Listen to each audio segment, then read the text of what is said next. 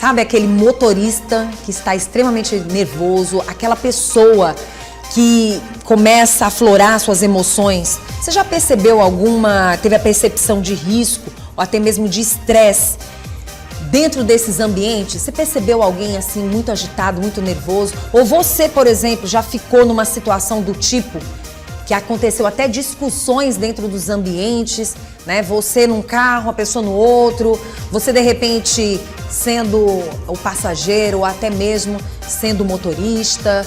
De repente alguma situação que você nem imaginava que pudesse acontecer. Hoje nós vamos falar como andam as emoções das pessoas. Isso para todo mundo. A percepção do risco, né? E estresse que muitas vezes afetam a segurança nas estradas e nas estradas em geral. Seja bem pertinho de você numa avenida, numa rua ou até mesmo na estrada mesmo, você indo para uma outra cidade. Tudo pode acontecer. E aí, como é que a gente vai lidar com essas emoções? Hoje a gente convidou o Eduardo Moita, que é psicólogo, para conversar com a gente. Tudo bem, Eduardo? Tudo bem, prazer. Seja bem-vindo, meu querido. Tudo bom, né? Tudo bem, tudo tranquilo. Eita, nós estamos nesse mês, né, de maio, que é o mês da conscientização no trânsito. E uma das coisas que a gente percebe é que tudo mudou. Antigamente tinha uma discussãozinha que os ânimos ficavam meio que aflorados e tudo beleza, mas hoje em dia mudou muito. E o estresse, essa falta de paciência muitas vezes do ser humano faz ele cometer alguns deslizes ou até mesmo discussões graves ou até vir a óbito, né, numa discussão de trânsito. E aí hoje a gente vem querer entender um pouquinho como é que acontece com as emoções, principalmente nesse mundo que nós estamos vivendo nas estradas. Bom, vamos lá, bom dia a todos e todas, obrigado pelo convite. Ressaltar o mês do Maio Amarelo, que é um mês que o Brasil inteiro reflete sobre nossos dados, sobre os acontecimentos do trânsito no Brasil. O Brasil, só para você entender, ele era o 5º país mais violento no trânsito do mundo. Depois ele passou a ser o 4º, o 3º, e hoje fala-se que o Brasil é o 2º país mais violento no trânsito do mundo. Então, quando a gente para pensar nesses números, a gente precisa refletir primeiramente sobre nossa CNH, Carteira Nacional de Habilitação. A Carteira Nacional de Habilitação, ela passou por algumas revisões há pouco tempo e ela tem um outro projeto de lei que tramita na Câmara que nós, amadores, quem não exerce atividade remunerada, não faz exame psicológico periodicamente, nós fazemos só o exame médico, não é assim? Sim. Que a gente até confunde como sendo exame oftalmológico, mas na verdade é um exame médico, é um exame que é uma perícia, né? A perícia, ela versa pela imparcialidade e pela observação de diversos aspectos do condutor, da condutora. Então, o que é importante a gente refletir? O Brasil foi classificado também há pouco tempo atrás como o país mais ansioso do mundo. Quem tem ansiedade tem dificuldade em espera. E como é o nosso trânsito, desde as pequenas cidades até as maiores cidades? Nosso trânsito hoje ele é lento. Ele tem pontos de engarrafamento, pontos que a gente passa 10, 15, 20, 1 hora, 2 horas em cidades grandes. Então isso gera um estresse maior. Então qualquer ato que a gente entenda como inadequado de outra pessoa pode gerar gatilhos, e isso é um problema social muito grande. O trânsito, Vanusa, e todas e todos que nos assistem, ele é um problema de saúde pública. Para vocês entenderem, 60% dos hospitais, das UTIs do Brasil, são ocupados por acidentado de trânsito. 60%. De cada 100 leitos, 60 no Brasil estão ocupados por acidentado de trânsito. Então a gente precisa refletir o que é que nós podemos fazer para mudar isso. A gente precisa entender que Carteira Nacional de Habilitação, ela é uma concessão e que eu preciso cumprir certos aspectos, porque eu muitas vezes vou pagar com o bem mais precioso que nós temos, que é a vida. Então todo dia, eu tenho 21 anos que eu faço exame psicológico do Detran aqui no estado do Piauí. Todo dia antes de eu começar a fazer o exame psicológico, eu converso com quem está comigo sobre vida, não sobre a avaliação em si, sobre as possibilidades, sobre os riscos, sobre as nossas tomadas de decisão. Qual é a maior causa de acidente de trânsito? Tomada de decisão equivocada, a falta de atenção. Então isso gera muito acidente, isso gera muitas perdas e muitas mortes. Então a gente precisa pensar muito o que é que nós estamos fazendo com nossa própria vida. Que é aquela história, você prefere que é um ditadinho popular, chegar rápido no cemitério ou um pouco depois no seu destino final. E o trânsito tem matado, a mortalidade nossa ela é assustadora. E um momento como esse é para a gente refletir que isso não é banal, isso não é normal, e todos nós, sociedade e autoridade, precisamos rever nossos critérios com relação a isso. Dentro da nossa capital, a gente tem observado algumas mudanças de comportamentos desde a pandemia. Nós não tínhamos entregadores como hoje temos, que foram entregadores que começaram suas tarefas por causa da situação da pandemia. Sim. E deu continuidade. Sim. Outra coisa que a gente percebe também é as redes sociais e, ao mesmo tempo, a chegada do empreendedorismo dentro da nossa capital, dentro do nosso estado, no Brasil inteiro se fala de empreendedorismo. Quando a gente fala de empreendedorismo, na mente de algumas pessoas, empreender é você ser dono do seu próprio negócio. Sim. E você pode estar empreendendo sendo simplesmente um funcionário. Sim. E as pessoas precisam entender que, muitas vezes, quem não tem talvez, não sei se a palavra certa seria capacidade, mas eu digo habilidade com a situação, muitas vezes se coloca em situações desastrosas. Então, é uma cobrança de um chefe que muitas vezes não está preparado para te cobrar. Sim. É uma cobrança de uma pessoa que se cobra, porque tem a cobrança de si mesmo e tem a cobrança dos outros. E muitas vezes as pessoas estão muito pensando nelas exclusivamente. Sim. E aí muitas vezes elas não vão justamente aonde você tocou, que é a vida do ser humano. Sim. Não, Sim. eu me importo com a minha vida. Se você passar por alguma situação, é você. Sim. E a história não é bem essa. Não é. Aí eu gostaria muito de que a gente pudesse, de uma certa forma, passar alguma informação, principalmente nesse dia de hoje, porque eu acho que a intenção da gente, nesse Maio Amarelo, é dizer o seguinte, que a responsabilidade é de quem está no carro, Sim. é de quem está na moto, é de quem está fazendo a sua entrega, é de quem vai receber, é de quem está mandando. Sim. Sim. Porque assim, se a sociedade em geral não tiver essa sensibilidade de que o estresse está em todos, não só naquele que dirige, aí vai ficar mais complicado. Porque às vezes você cobra do outro uma dificuldade que ele está tendo. Muitas vezes você quer que ele atenda o celular no momento que ele não pode atender. Sim, sim. Muitas vezes você está reclamando de algo que você só está esperando. Sim. Então, assim, isso é muito sério, né? É muito sério. Primeiro ponto importante da gente refletir sobre o trânsito é que o maior sempre protege o menor. Ele não oprime o menor, ele protege. Se eu estou num caminhão, eu tenho que ter cuidado com o carro, com a caminhonete. A caminhonete tem que ter cuidado com o carro pequeno com a motocicleta com o ciclista. E assim, numa sequência, com o pedestre. Quem é a pessoa mais vulnerável no trânsito? O pedestre. Né? Por que o Brasil tem um dos piores índices de trânsito com motocicleta? Porque a gente passou a conduzir motocicleta do jeito que se andava de bicicleta, que se andava de cavalo, que se andava em um meio de locomoção completamente distinto. Motocicleta, qualquer um que está assistindo aqui, a gente já viu.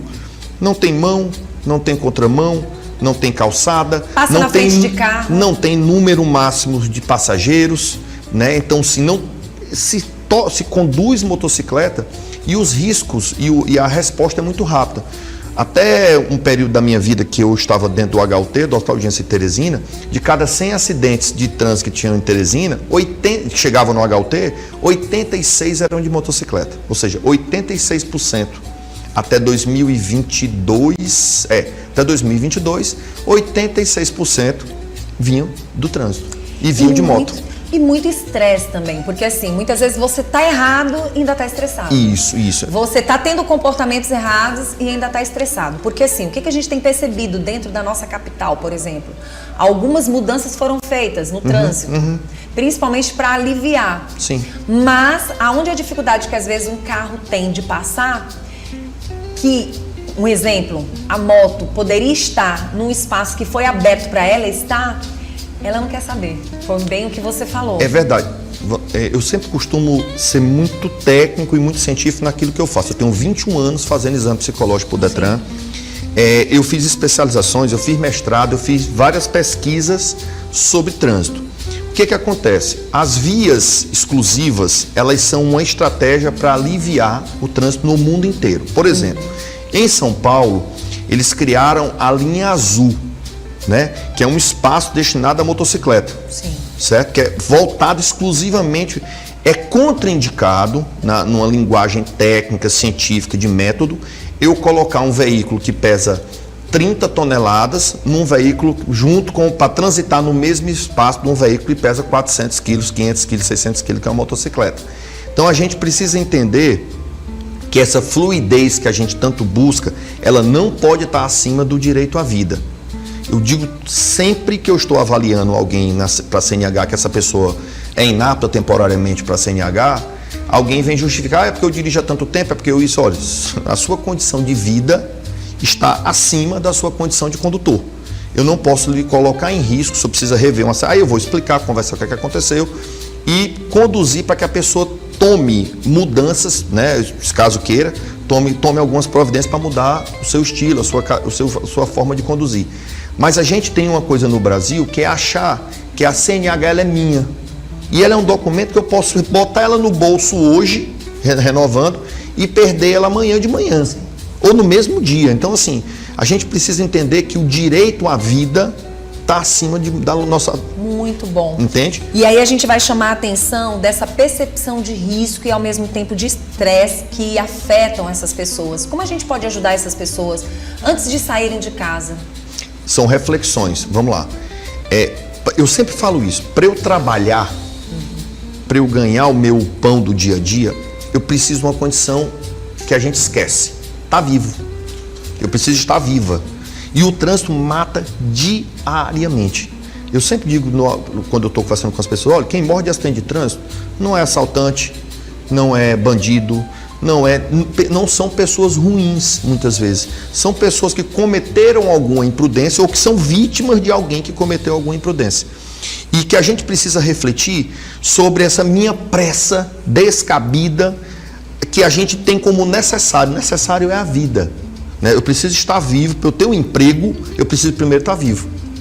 Se eu morrer levando minhas entregas, né? Se eu morrer fazendo um acordo do meu trabalho vai ser ocupado por outra pessoa, e por outra, e por outra, e por outra. A gente precisa entender. O que é que acontece, como eu disse aqui? O nosso processo de ansiedade no Brasil, o trânsito ele não é um item isolado, ele faz parte do contexto social. Então, se o Brasil é um país muito estressado, muito ansioso, muito acelerado, a gente tende a levar esse comportamento para onde? Para o trânsito. Para a rua. Para a rua. E a gente precisa pegar como modelo países como o Canadá, como a Austrália, como a Itália, como a França, que tem... Não, esses países têm referência e baixo número, redução dos acidentes de trânsito através de estratégia. O trânsito precisa ser, Vanusa, um processo de educação. Em muitos países que eu citei aqui, o departamento de trânsito é ligado às secretarias e ao Ministério da Educação, e não à Secretaria de Segurança Pública ou ao Ministério. Ele é ligado à parte educacional, porque só vira caso de polícia porque não houve processo de educação. O processo de educação no trânsito, de valorização da vida, das pessoas compreenderem um fenômeno que cerca o trânsito. Uma coisa era quando eu dirigi para Parnaíba, há 25 anos atrás, meu carro, há 30 anos atrás, como a gente ia. A gente ia numa velocidade bem baixa, porque eram outros tipos de carro e tudo mais, e a gente chegava talvez mais rápido do que chega hoje. Por quê? Porque a nossa demanda de trânsito aumentou. Esse fato da educação é tão importante, só para você entender como isso tem ligação. Quanto aumentou de triplicar, de quadruplicar a multa por não usar o cinto? Nada, ela só sofre o reajuste das alíquotas, né, anuais. Quanto aumentou aquela multa por ultrapassar em faixa contínua? Ela era 400, foi para 900, 1.000, hoje ela é a multa mais cara, é ultrapassar em faixa contínua. Qual foi a redução a nível de Brasil do acidente de colisão frontal, que é o acidente que mais mata, é o acidente mais letal, mais violento, porque soma a velocidade do que vem com a velocidade do que vai? Nenhuma redução de número de acidentes. Por quê? Porque faltou um processo a nível nacional de conscientização, de educação do trânsito. Qual é a multa por fumar em lugar fechado? Nenhuma. Por que as pessoas pararam de fumar em lugar fechado? Porque houve um processo de educação. Sim. Por que as pessoas pararam? Eu moro ali perto do Riverside, eu noto que todo mundo para naquela faixa ali da Avenida Ininga. Por que as pessoas param nessas faixas de hospital, de escola? Por que as pessoas reduzem? Porque houve um processo de educação. Qual é a multa? Não mudou nada, é a multa de sempre. É a multa só reajustada anualmente, como tudo que muda todo ano. Então, assim, quer dizer, não são metas. Não são metas cobradas. Não adianta eu jogar uma multa para R$3.000 e não gerar um processo de educação. Principalmente o que muitos países, como o Canadá e o que eu vi assim, de pesquisa na Austrália, a pessoa que comete aquela infração mais de uma vez passa por aulas, suspensão da CNH, independente da função que tenha. Ou seja, ele mostra para aquela pessoa que o direito de conduzir é mediante atender às normas e regras da vida, do processo de educação, que é a valorização da vida. Que dói muito mais. Que dói muito mais. Dói muito mais, porque para quem não tem esse cuidado, para quem não pensa na vida, essa pessoa tá de boa. Isso, né? Isso. Mas quando mexe no bolso, aí a confusão é grande. Mas para quem quer viver uma vida em paz, o que fica legal é a educação. É o processo de educação, porque assim, tanto que a redução quadruplicou essa multa, ela não reduziu o processo. Houve aumento? Não, mas não houve nenhum grande resultado. A gente precisa pensar que trânsito é processo educacional. Muito legal isso daí. E aí a gente chama atenção para as pessoas, mais para o campo emocional, que é o que você já está trabalhando aqui, falando, é que as pessoas também têm que ter mais tempo, disciplina, para que elas possam não sair muitas vezes tão desesperadas do ambiente que elas estão, né? Isso, e tem várias dinâmicas que fazem aí, mostrando que eu saio da minha casa a 80, 90, eu vou chegar a 2, 3 minutos de diferença para quem saiu a 50, 60, que era a velocidade da via. A pressa também é um problema para tudo isso. Essa ansiedade da nossa sociedade, essa busca por ganhar tempo, entre aspas, vamos dizer assim, que ganhar tempo, entre aspas, é um grande risco, porque no momento que eu passo por cima de certas regras, eu estou colocando a minha vida e de outras pessoas em risco. E a gente precisa refletir sobre isso. Trânsito é vida. A CNH é muito importante na minha vida, na sua, de todo mundo que está nos assistindo. Porém, eu preciso estar vivo para usar a CNH. Então a gente precisa valorizar de antemão a vida. A vida dá oportunidades para a gente precisa valorizar essas oportunidades, mas eu não posso estar o tempo todo negligenciando as regras de trânsito e passando por cima de tudo e todos, porque a gente tem no Brasil o resultado dessa negligência no aspecto do trânsito brasileiro. Com tantas pessoas que você já teve oportunidade de estar por perto, seja muito sincero, o que hoje você já deu um ponto, que é a educação, o que falta é a reeducação, na verdade, a educação e reeducação para quem não percebeu. Mas, além dela, o que você acha que hoje provoca mais estresse e que a gente tem que ficar atento a esses riscos de que você pode estar dentro de um carro de uma pessoa estressada, que você pode estar, de uma certa forma, se estressando para dirigir ou vice-versa? O que você percebeu? O que a gente percebe? É essa questão de ganhar tempo. Todo mundo acha que eu vou aqui mais rápido, eu vou por essa rua, eu vou escolher esse trajeto. Quando você bota às vezes no Waze, nesse Google Maps, para procurar algo, eu vou escolher o trajeto mais rápido. Tipo assim, as pessoas estão em busca o tempo todo, às vezes até descabido. Já conversei com várias pessoas, Eduardo, eu não estou nem com pressa hoje. Quando eu vi, eu estava apressado. Hoje é sábado, eu estava indo para um lugar e eu me percebi numa velocidade que não tinha necessidade, eu fui reduzir. Ou seja, e estressado sem nem ter trânsito. Sem nem ter trânsito. A gente está num modelo acelerado continuamente. É um processo adoecido, porque, como eu disse para vocês, o Brasil vive um processo de ansiedade muito grande, de busca por ganhar tempo, por ganhar oportunidades, e a gente esquece de uma série de regras que envolvem isso.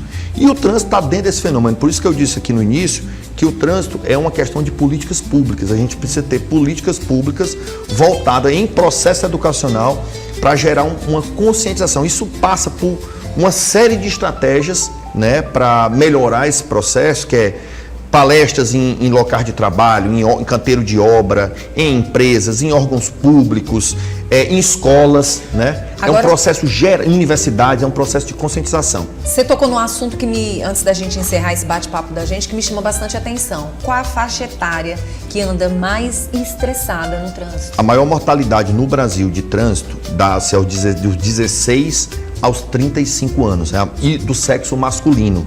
O homem é mais impulsivo. Dificilmente você vai ver uma mulher jogando um carro em cima de uma moto, né? É pouco comum. O comportamento, isso é dado estatístico, não é o que eu penso, o que eu acho, o que eu gosto, o que eu quero. São dados estatísticos. A maior mortalidade no trânsito é do sexo masculino. Os acidentes mais violentos, os acidentes mais letais no trânsito são do sexo masculino. Essa máxima que a mulher dirige pior do que o homem, em dados estatísticos, isso não é verdade.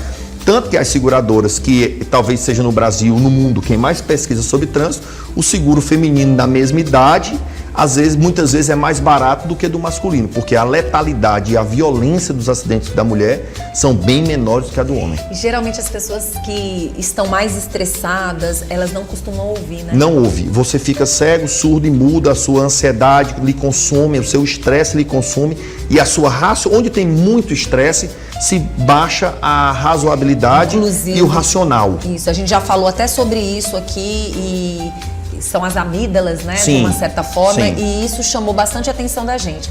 É aquela história, de preferência, se disciplinar. Isso, educação. Você entender que o teu processo de trânsito não está acima do de ninguém. O teu atraso não está acima do meu horário. O teu espaço é o teu, o meu é o meu.